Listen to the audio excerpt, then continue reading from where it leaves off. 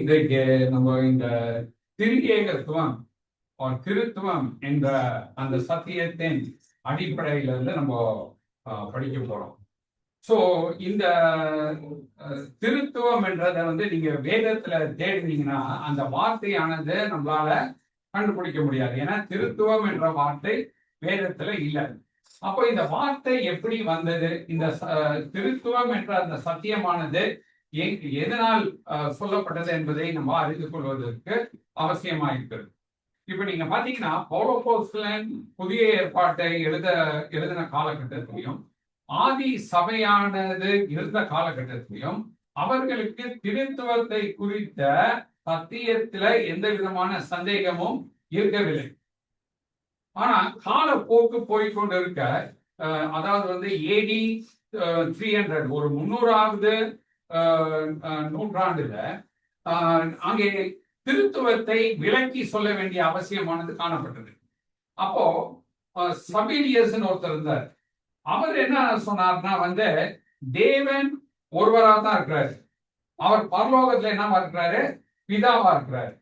அதே பிதாவானவர் என்ன பண்றாருன்னா பூமிக்கு குமாரனுடைய ரூபத்துல வராரு.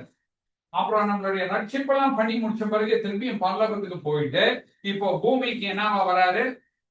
பரிசுத்தாவியாக வராரு.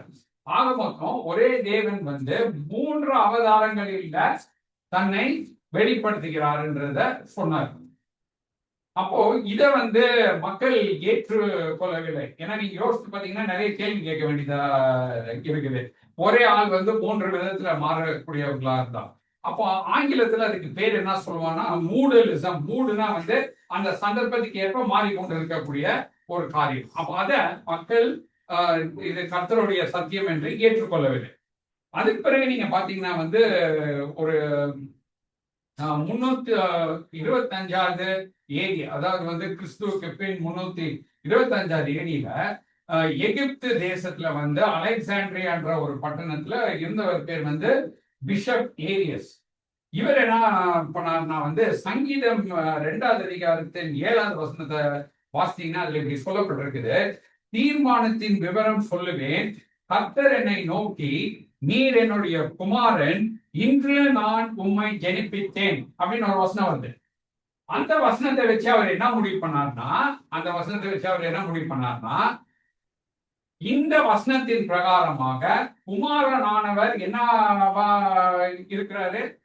அவரை தேவன் ஈன்றெடுத்திருக்கிறார். அவர் நிச்சயமா யார் கூட இல்ல, பிதாவானவரோடு தேவனாக இல்லை. ஒரு குறிப்பிட்ட காலகட்டத்துல அவரை தேவன் குமாரனா பெற்றெடுத்திருக்கிறார் என்ற அந்த அர்த்தத்துல அவர் பேச ஆரம்பிச்சார். அப்போ இந்த 2வது சங்கீதத்தை பாத்தீங்கன்னா 2வது சங்கீதம் மேசியாவை குறித்த தீர்க்க தரிசனத்தின் சங்கீதம்.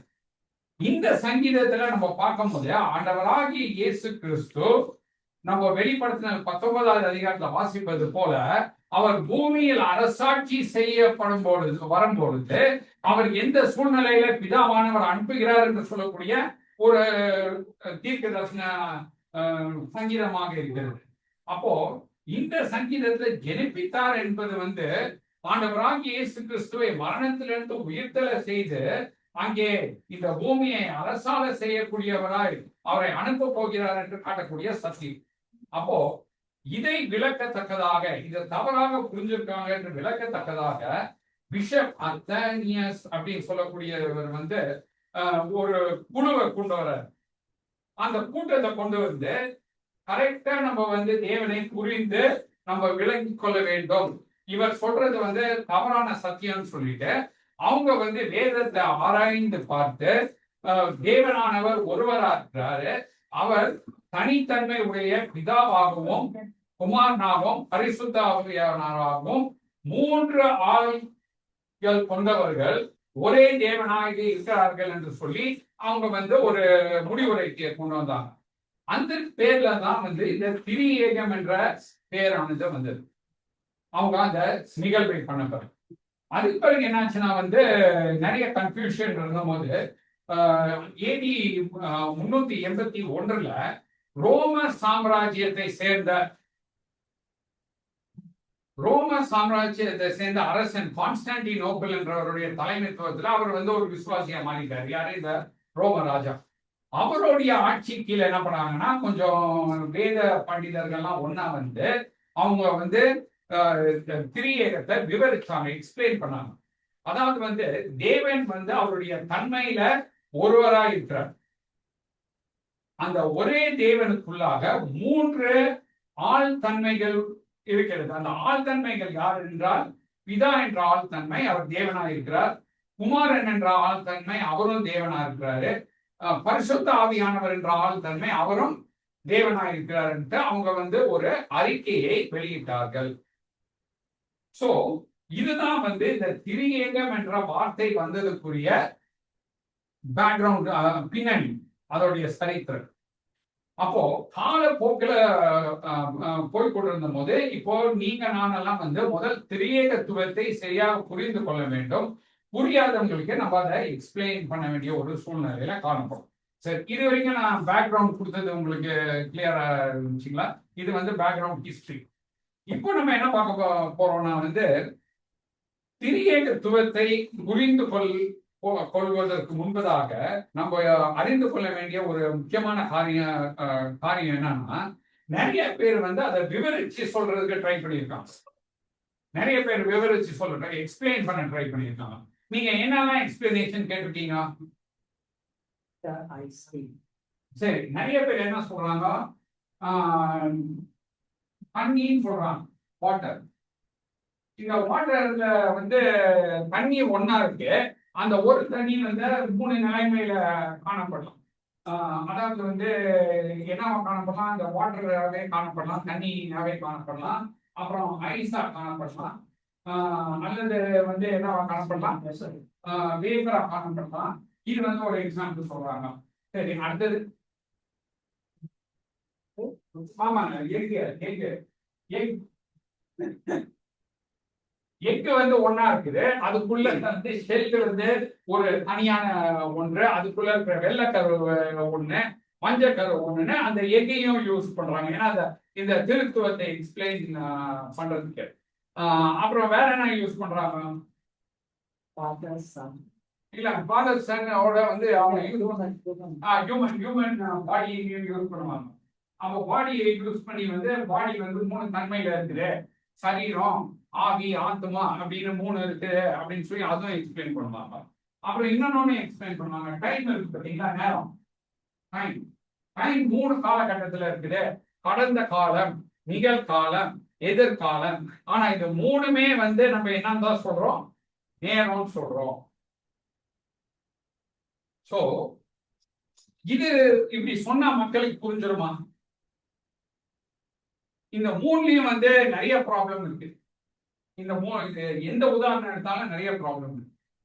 என்ன ப்ராப்ளம்னா வந்து தேவன் வந்து அவரை குறித்து நமக்கு வெளிப்படுத்தும் போது அவர் ஒரு கேள்வி கேட்கிறாரு. நீங்க ஏசாயா 40வது அதிகாரத்தின் 18வது வசனத்தை வாசிங்க.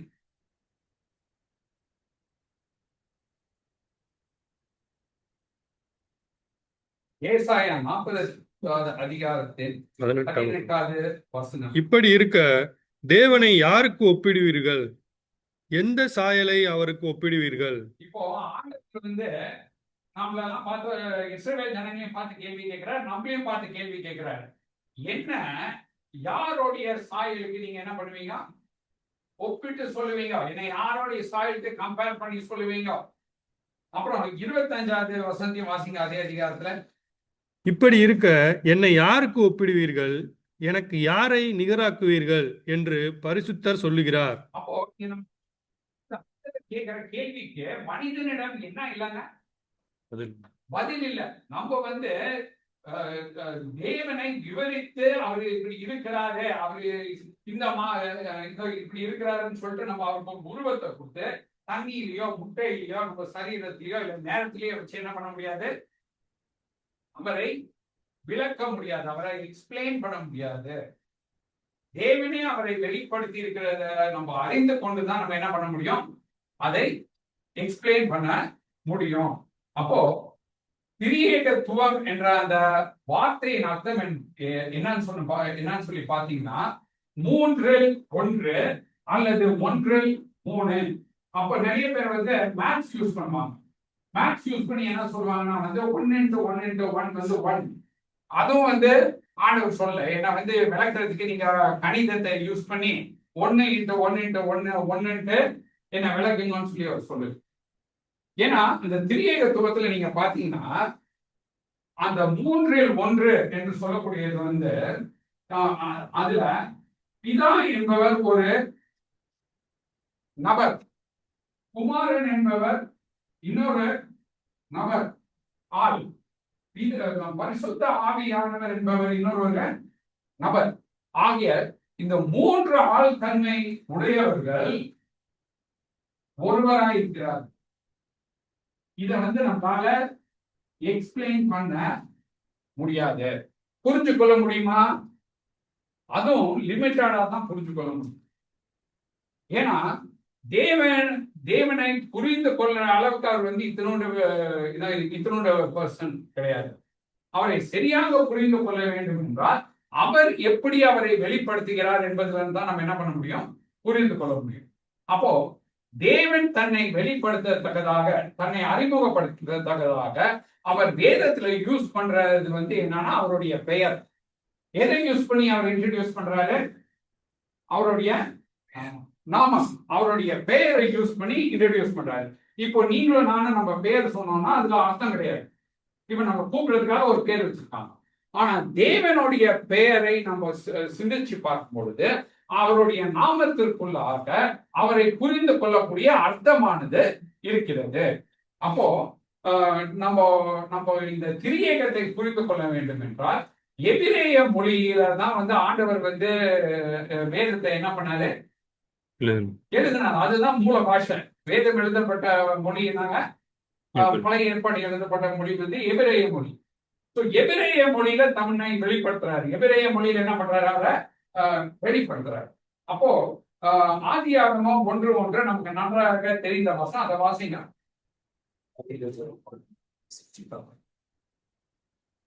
ஆதியிலே தேவன் வானத்தையும் பூமியையும் சிருஷ்டித்தார். ஆதியிலே தேவன் வானத்தையும் பூமியையும் சிருஷ்டித்தார். அந்த வசனத்தை வந்து நல்லா கூர்மையா ரீட் பண்ணிட்டு அந்த தேவன் ஒரு வார்த்தை இருக்கு பார்த்தீங்களா, அது தமிழ் வார்த்தை. அந்த அதே வார்த்தைக்கு வந்து எபிரேய மொழியில வந்து என்ன அர்த்தம்னா வந்து ஏதோ என்ற அர்த்தம்.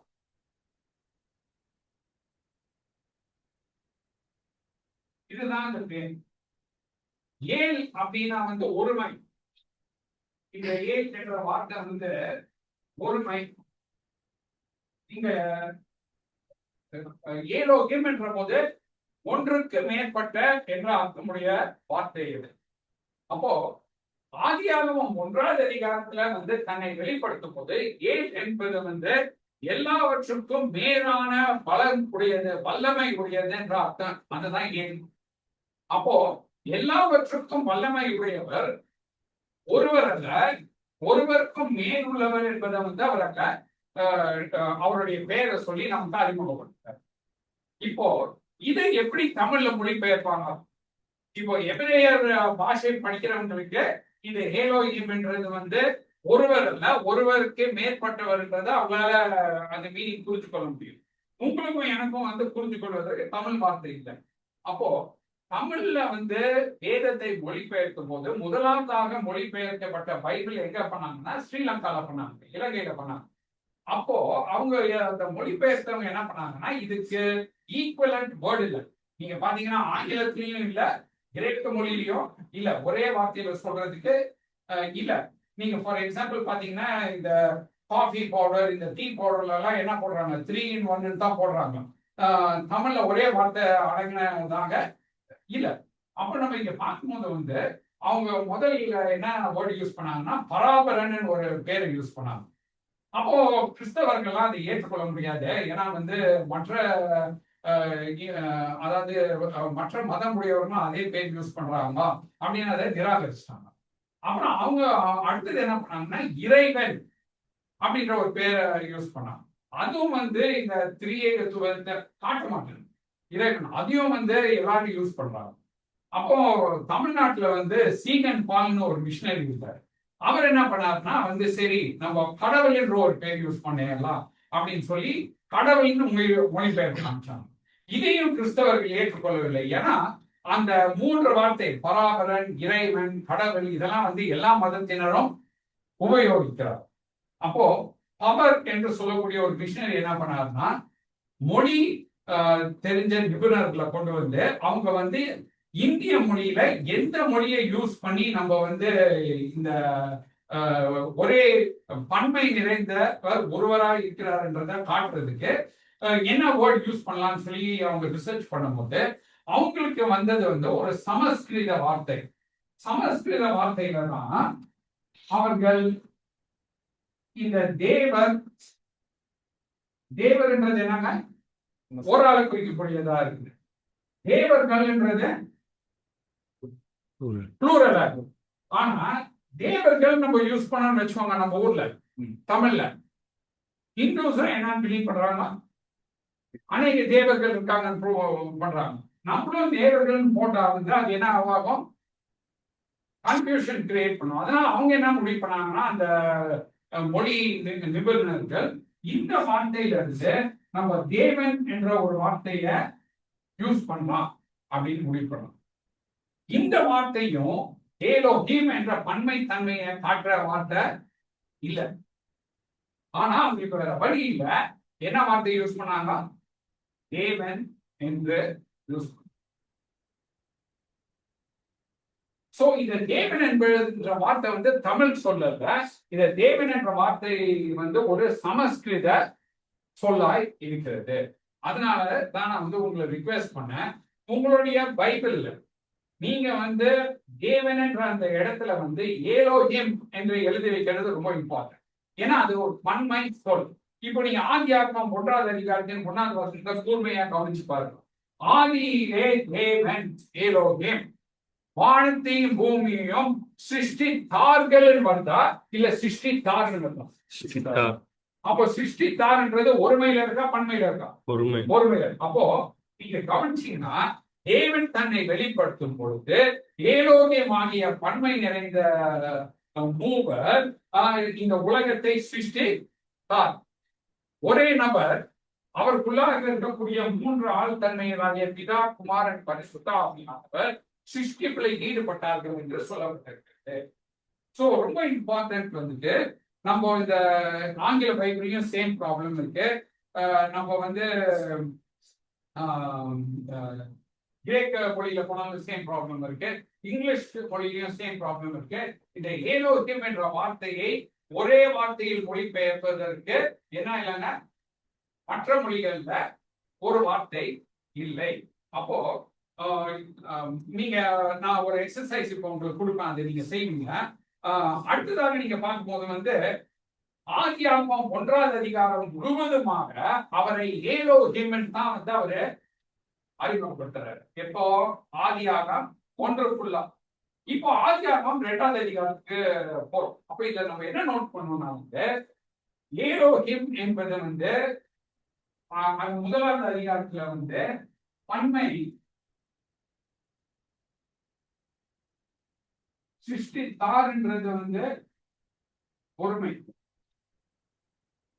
இப்போ ஆண்டவர் வந்து 2வது அதிகாரத்துல மாத்துவார், ஒருமை பிளஸ் பன்மையா மாத்துவார்.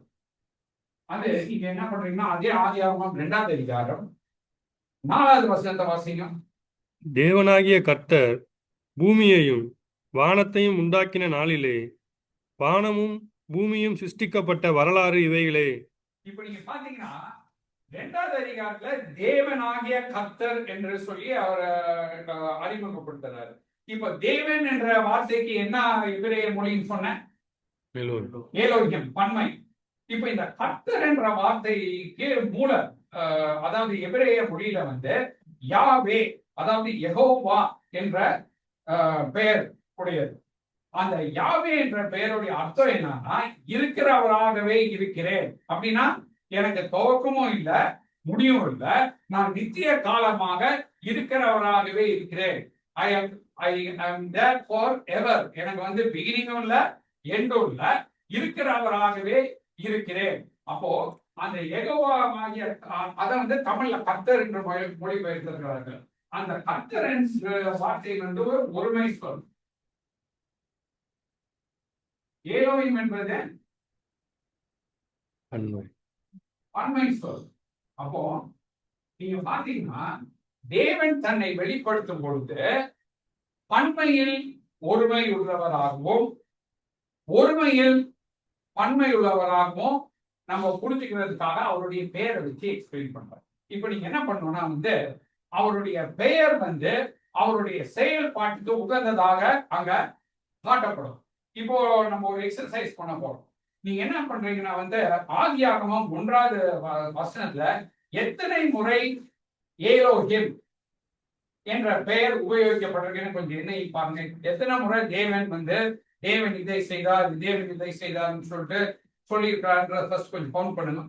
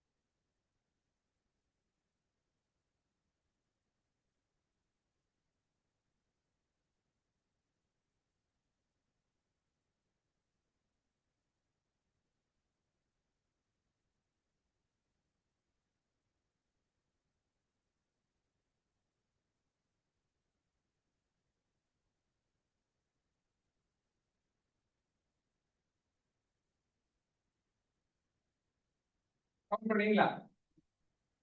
23 வேற யாராச்சும் நம்பர் 30 டைம் இருக்கா? ஓகே, வேற 29 இருக்குங்களா?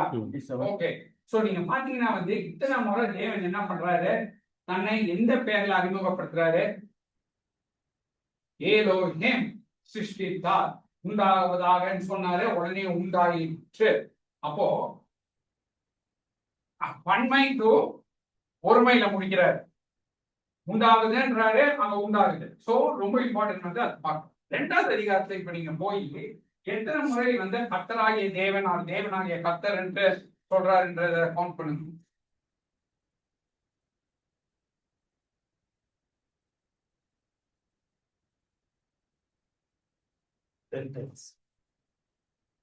ஒரு 10 டைம்ஸ் மாச்சும் வந்து வராங்க. 10 டைம்ஸ் 11. ஓகே, இதோ நீங்க ஒரு 10 or 11 அந்த ரேஞ்ச்ல வரும். பட் என்ன பாயிண்ட் பண்ண வரேன்னா 1வது அதிகாரத்துல வந்து பன்மையில வந்து ஏன்னா அவங்க மூவரும் வந்து எதுல ஈடுபட்டு கொண்டிருந்தார்கள்? சிருஷ்டிப்புல ஈடுபட்டு கொண்டிருந்தார்கள். அவர் உலகத்தை சிருஷ்டித்துக் கொண்டிருந்தார்கள். யாரு? பிதா, குமாரன், பரிசுத்த ஆவியானவர். இதை நம்ம வேதத்துல படிக்கும் போது நம்ம தெரிந்து கொள்கிறோம்.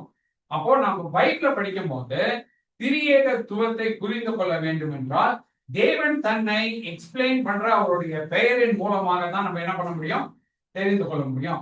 2 தன்மையில தன்னை வெளிப்படுத்துகிறார். ஒண்ணு வந்து ஒருமையில் பன்மையாகவும் பன்மையில் ஒருமையாகவும் நமக்கு அவரை வெளிப்படுத்துகிறார்.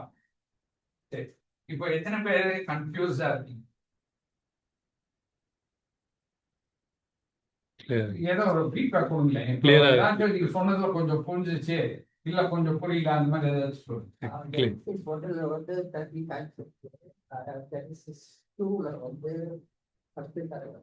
இருக்கு இருக்கு. அது பாத்தீங்கன்னா ஆண்டவர் வந்து ஃபர்ஸ்ட் சாப்டர்ல அவரை பன்மையில் ஒருமையா எக்ஸ்பிளைன் பண்றாரு. செகண்ட் சாப்டர்ல வந்து ஒருமையில் பன்மையாக வந்து தன்னை எக்ஸ்பிளைன் பண்றாரு. அப்போ திரியேகத்துவத்தை குறித்து பார்க்கும் பொழுது ஒரே தேவன் தான், அவருக்குள் 3 ஆழ்தன்மைகள் காணப்படுகிறது. பிதா, குமாரன், பரிசுத்த ஆவி என்றவர் 3 பேரும் வந்து ஒரே நபராக இருக்கிறார்கள்.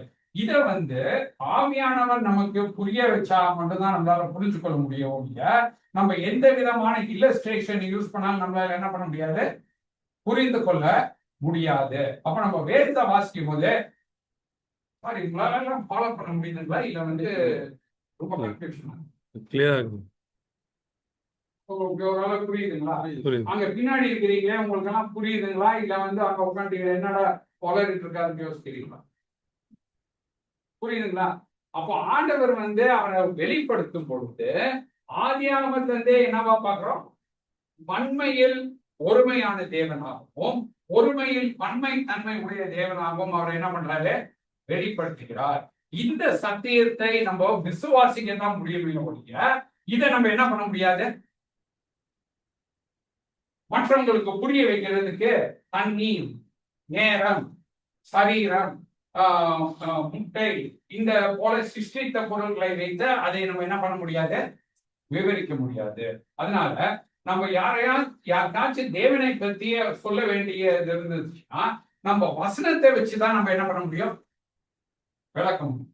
தேவன் எப்படி நமக்கு விளக்க செஞ்சிருக்கிறாரோ இப்ப நம்ம எப்படி படிக்கிறோமோ அப்படிதான் அதை நம்ம என்ன பண்ண முடியும், மற்றவர்களுக்கு எக்ஸ்பிளைன் பண்ண முடியும். நம்ம குழந்தைங்களுக்கும் நம்ம எக்ஸ்பிளைன் பண்ண முடியும், மற்றவர்களுக்கு எக்ஸ்பிளைன் பண்ண முடியும். புரிந்து கொள்ளக்கூடிய தன்மையை யார் கொடுப்பார், பரிசுத்த ஆவியானவர் கொடுப்பார். ஆனா நம்ம அதை கிளியரா வந்து புரியணும். அதனால தமிழ் வேதத்தை யூஸ் பண்றவங்க, ஆங்கில வேதத்தை யூஸ் பண்றவங்க இந்த வசனங்களுக்கு மேல எபிரேய பெயரை எழுதி வைப்பது ரொம்ப இம்பார்ட்டன்ட். உங்களுடைய மைண்ட்ல வந்து அது கிளியராக இருக்கும். சரி, இப்போ இந்த திரியேக தேவன் பிதா குமாரன் பரிசுத்த ஆவியானவர் இவர்கள் மூன்று பேருக்குள்ளேயும் வந்து கான்வர்சேஷன் நடக்குது. கான்வர்சேஷன் என்னங்க, உரையாடலானது நடைபெறுகிறது. அப்போ முதலாவது உரையாடல் நம்ம பார்க்கும்போது வந்து ஆதியாகமம் 1ஆம் அதிகாரத்தின் 26ஆவது வசனத்தை வாசிங்க. பின்பு தேவன் தமது சாயலாகவும் தமது ரூபத்தின்படியே மனுஷனை உண்டாக்குவோமாக, அவர்கள் சமுத்திரத்தின் மச்சங்களையும் ஆகாயத்து பறவைகளையும் மிருக ஜீவன்களையும் பூமி அனைத்தையும் பூமியின் மேல் ஊறும் சகல பிராணிகளையும் ஆளக்கடவார்கள் என்றார். இந்த நமது என்ற வார்த்தை வந்து பன்மை சொல். தான் என்றது வந்து என்ன சொல்லுங்க, ஒருமை சொல். நமது என்பது வந்து பன்மை சொல். ஆங்கிலத்துல ரொம்ப கிளியரா இருக்குது, லெட் அஸ் அப்படின்னு சொல்லி சொல்றாரு. அப்போ இந்த நமது என்பது இந்த ஏலோகியம் ஆகிய மூன்று ஆழ்தன்மை உடைய தேவனுடைய இடையில் நடக்கக்கூடிய ஒரு உரையாடல். அங்கே பிதா குமாரன் பரிசுத்த ஆவியானவர் ஆகிய மூவருக்குள்ளும் நடைபெறக்கூடிய ஒரு உரையாடல். இந்த மூவரும் ஒரே இடத்திலே இருக்கிறார்கள். அதனால அவர்கள் மத்தியில வந்து டிஸ்கஷன் நடக்குது. நம்ம மனிதனை வந்து நம்மளுடைய சாயல்ல உருவாக்குவோம் அப்படின்னா இதுல இருந்து நம்ம என்ன தெரிஞ்சுக்கிறோம்னா, பன்மை உள்ள தேவனானவர் பிதா குமாரன் பரிசுத்தாவி என்ற ஆள் தன்மை உடையவர். அவர்களுக்குள்ளாகவே என்ன பண்றாங்க, பேசுறாங்க, பிளான் பண்றாங்க, ஆக்ஷன் எடுக்கிறாங்க, உலகத்தை சிருஷ்டிக்கிறாங்க, மனிதனை சிருஷ்டிக்கிறார்கள். இதுல எல்லாவற்றிலும் அவர்கள் பன்மையா இருக்கிறவர்கள் ஒன்றாக என்ன பண்றாங்க, செயல்படுகிறார்கள். சோ நீங்க வந்து பைபிள் படிக்கும் போது வந்து இந்த எபிரேய மொழியில வந்து தேவன் தன்னை வெளிப்படுத்தின வார்த்தைகளை சரியா தெரிஞ்சு வச்சிருந்தோம்னா அதை நம்ம பிறருக்கு சொல்வதற்கும் நம்மளுடைய விசுவாசத்திற்கும் புரிந்து கொள்வதற்கும் ரொம்ப பிரயோஜனமாக அது காணப்படும். இப்ப நம்ம என்ன பண்ண போறோம்னா வந்து நீங்க என் கூட சேர்ந்து ஒரு சில வசனங்கள்ல வந்து இந்த பன்மை ஒருமைன்றத கண்டுபிடிக்க போறீங்க. ரைட், நான் வசனத்தை சொல்வேன், நீங்க அந்த வசனத்தை பார்த்து எது வந்து பன்மையான சொல் எது ஒருமையான சொல் கண்டுபிடிக்கிறீங்க. ஆதியாகமம் 3:22 வாசிங்க. பின்பு தேவனாகிய கர்த்தர், இதோ மனுஷன் நன்மை தீமை அறியத்தக்கவனாய் நம்மில் ஒருவரைப் போல் ஆனான். இப்பொழுதும் அவன் தன் கையை நீட்டி ஜீவ விருட்சத்தின் கனியையும் பறித்து புசித்து என்றென்றைக்கும் உயிரோடு இராதபடிக்கு செய்ய வேண்டும் என்று அவன் எடுக்கப்பட்ட மண்ணை பண்படுத்த தேவனாகிய கர்த்தர் அவனை ஏதேன் தோட்டத்திலிருந்து அனுப்பிவிட்டார். சோ நீங்க பாத்தீங்கன்னா வந்து இங்க திரியேக தேவனாகிய பிதா குமாரன் பரிசுத்தாவியானவருக்கு இடையில ஒரு கான்வர்சேஷன் நடக்குது இல்லையா? அப்போ இதுல வந்து எந்த வார்த்தை வந்து பன்மையான வார்த்தை? நம்மில் ஒரு நம்மில் அப்படின்னு சொல்லி சொல்றாங்க. ரைட்? ஒருமையான வார்த்தை என்னங்க? தேவனாகிய தேவனாகிய கர்த்தர். கர்த்தர் நம்மை போல அங்க ஒருவராயிட்டாருன்னு சொல்றாங்க. அப்போ நம்ம வசனத்தை வாசிக்கும் போது வந்து இந்த திரியேக தேவன் ஃபுல்லாக என்ன நடந்து கொண்டிருக்கிறது? ஒரு உரையாடல் நடந்து கொண்டிருக்கிறது. இந்த உலகத்துல வந்து அந்த ஆதியாகமம் 11வது அதிகாரத்துல வந்து ஆதியாகமம் ஏவாளும் பாவம் செய்த போது அவர்கள் தேவனை போல அந்த நன்மை தீமை தெரிந்த அந்த ஞானமுடையவர்களாக மாறிவிட்டார்கள் என்கிற கான்வர்சேஷனை வந்து அவர்களுக்குள்ளாக அவர்கள் பேசிக் கொள்கிறார்கள். அப்ப இதை பார்க்கும்போது நமக்கு வியப்பா இருக்குது. அவர்களுக்குள்ளாக இந்த மூவரும் பேசுகிறாங்க. சோ அங்கேயும் நம்ம பார்க்கிறோம் ஒரு பன்மையான தன்மையும் ஒருமையான தன்மையும். அடுத்தது ஆதியாகமம் 11வது அதிகாரம் 5-7 இங்கேயும் நீங்க நம்ம கண்டுபிடிக்கலாம். ஆதியாகமம் 11வது அதிகாரம் 5-7. மனுபுத்திரர் கட்டுகிற நகரத்தையும் கோபுரத்தையும் பார்க்கிறதற்கு கர்த்தர் இறங்கினார். அப்பொழுது கர்த்தர், இதோ ஜனங்கள் ஒரே கூட்டமாய் இருக்கிறார்கள், அவர்கள் அனைவருக்கும் ஒரே பாஷையும் இருக்கிறது, அவர்கள் இதை செய்ய தொடங்கினார்கள், இப்பொழுதும் தாங்கள் செய்ய நினைத்தது ஒன்றும் தடைபட மாட்டாது என்று இருக்கிறார்கள். நாம் இறங்கி போய் ஒருவர் பேசுவதை மற்றொருவர் அறியாதபடிக்கு அங்கே அவர்கள் பாஷையை தார்மாராக்குவோம் என்றார். இங்கேயும் நீங்க பார்க்கும்போது வந்து 5வது வசனத்துல வந்து என்ன தன்மையில காட்டப்படுகிறார்? ஒருமை. கர்த்தர் இறங்கினார்னு சொல்லி வாசிக்கிறோம். 6வது வசனத்துல வந்து அந்த திரியேகத்துவத்துக்குள்ளாக பேசுறாங்க, நம்ம இப்ப இறங்கி போவோம்னு சொல்லிட்டு.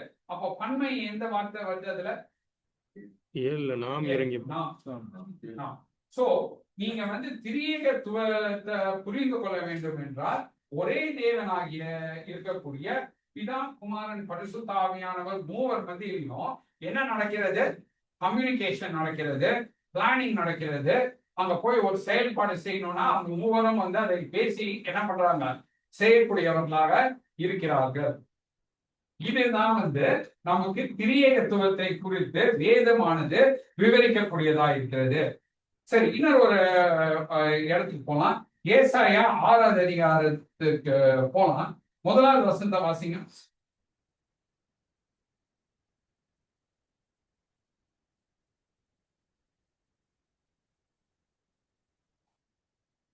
எத்தனை மணிக்கு நம்ம பிரேக்குக்கு ஸ்பிரிட் ஆகும்? 11. மரணமடைந்த பட்சத்தில் ஆண்டவர் உயரமும் உன்னதமுமான சிங்காசனத்தின் மேல் வீட்டிருக்கிறதை கண்டேன். அவருடைய வஸ்திரத்தின் உங்களால் தேவாலயம் நிறைந்திருந்தது. இப்ப இந்த வசனத்துல பாத்தீங்கன்னா ஆண்டவருக்கு இன்னொரு கர்த்தருக்கு இன்னொரு ஒரு பேர் அங்க தேவனுக்கு அறிமுகப்படுகிறது. நான் சொல்ற சொல்லி கரெக்டுங்களா? ஆண்டவர் ஒன் மோர். ஓகே,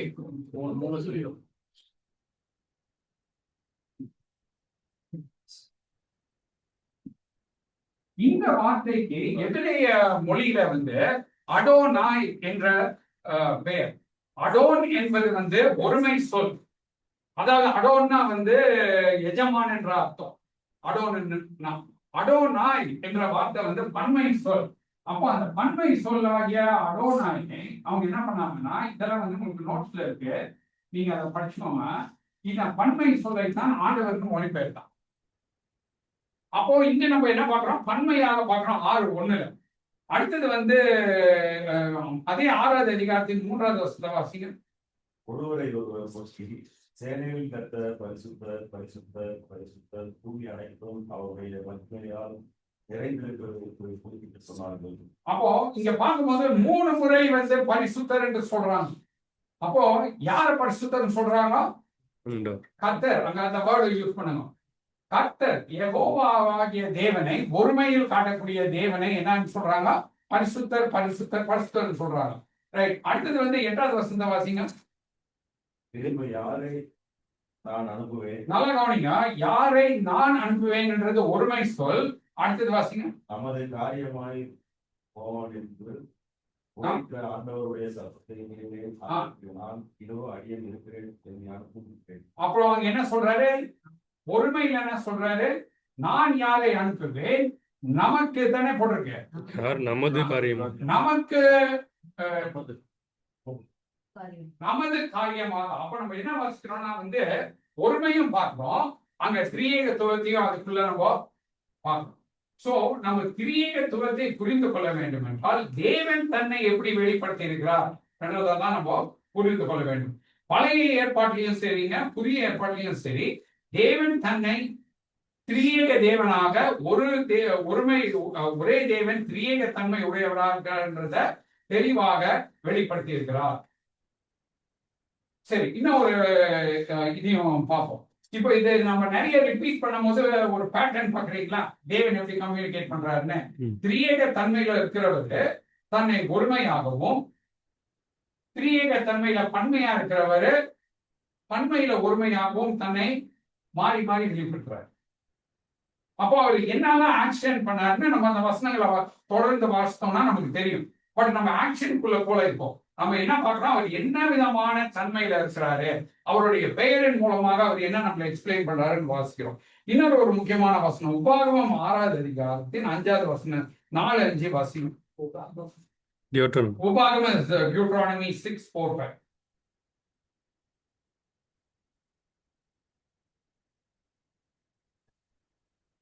இது இன்னொரு ஒரு சத்தியத்தை. நம்முடைய தேவனாகிய கர்த்தர் ஒருவரே கர்த்தர். நீ உன் தேவனாகிய கர்த்தரிடத்தில் உன் முழு இதயத்தோடும், உன் முழு ஆத்மாவோடும், உன் முழு பலத்தோடும் அன்பு கூறுவாயாக. இந்த வசனத்தை வச்சுதான் இந்த யூதர்களுடைய அந்த விசுவாசத்தின் அஸ்திவாரமே இந்த வசனம் தான். தேவனாகிய கர்த்தர் ஒருவரே அப்படின்னு போட்டிருக்கு பாத்தீங்களா? அதனால அவங்களால என்ன ஏற்றுக்கொள்ள முடியவில்லைன்னா, நான் சொல்ற யூதர்கள் யாருன்னா புதிய ஏற்பாட்டுல இருந்த பரிசேயர்கள் பொதுமக்களால ஆண்டவராகிய இயேசு கிறிஸ்து பிதா குமாரன் அவரை பத்தி பேசும்போது இந்த ஜனங்களால அக்செப்ட் பண்ண முடியும். ஏன்னா அவங்க எல்லாம் இந்த உபாகமத்துல இருக்கிற அந்த வார்த்தையை எப்படி பார்த்தாங்கன்னா, அவங்க சரியா படிக்காதவங்க. அந்த மெஜாரிட்டி ஆஃப் த க்ரௌடு சரியா படிக்காதவங்க. ஆனா சிமியோனன் ஒருத்தர் இருந்தார். ஆண்டவராகிய இயேசு கிறிஸ்து பிறந்து அவரை தேவாலயத்துக்கு கொண்டு வரும்போது அவர் வராரு. அவர் சொல்றாரு, ரட்சிப்பின் அது என்ன அந்த அவர் சொல்றாரு, சிமியோன் சொல்றாருல, என்னுடைய கண்கள்னால நான் என்னதான் பார்த்தேன், கர்த்தருடைய ரட்சிப்பு குமாரன் மூலமாய் பார்த்தேன்னு சொல்லிட்டு அவர் வெளிப்படுத்துறாரு. ஏன்னா அவங்க எல்லாம் பழைய ஏற்பாட கேட்டு விசுவாசிச்சவங்க, ஆண்டவர் சொன்னதை புரிஞ்சு கொண்டவங்க. ஆனா ஆண்டவர் ஆகிய இயேசு கிறிஸ்து இந்த பூமியில வந்த போது அந்த யூதர்களால் அதை புரிந்து கொள்ள முடியவில்லை. சரி, இப்ப நம்ம இந்த வசனத்துக்கு வரலாம். இங்க நம்ம என்ன வாசித்தோம்? இஸ்ரவேலே கேள்வி. முதலாவதாக என்ன? நம்முடைய தேவனாகிய தேவனாகிய. இந்த தேவனாகியன்றது பன்மை சொல், கர்த்தர் என்றது ஒருமை சொல். அவர் ஒருவரே கர்த்தர். இப்ப இந்த ஒருவரேன்னு ஒரு வார்த்தை இருக்கு பாத்தீங்களா? இந்த ஒருவரேன்ற ஒரு வார்த்தையை நம்ம தமிழ்ல எப்படி புரிஞ்சுக்கணும்? ஒருவரேனா என்ன அர்த்தம்?